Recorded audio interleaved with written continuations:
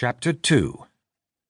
After relighting the lamps on her desk, Gray settled her in the armchair he'd previously occupied.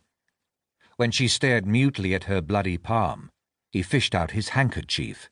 "Here, wipe it with this." With a wooden nod, she took the linen square.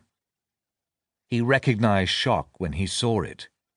He didn't want to leave her, but the police had to be informed. "Where are your keys?" She blinked up at him. "I want to lock you safely inside while I go and fetch the police." Without a word, she hunted in her reticule, drew out a set of keys, and handed them over. Suppressing his concern, meek wasn't a label he'd ever thought of applying to her, he quit the Criers' offices, locked the door, and strode quickly to Bernard Street.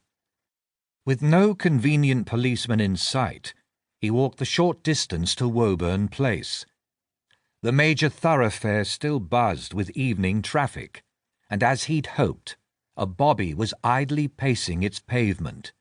Gray hailed the fellow, and in a few short sentences explained that a man had been found dead, stabbed, in the offices of the Crier on Woburn Mews, and unblushingly used his title to demand the attendance of an inspector from Scotland Yard.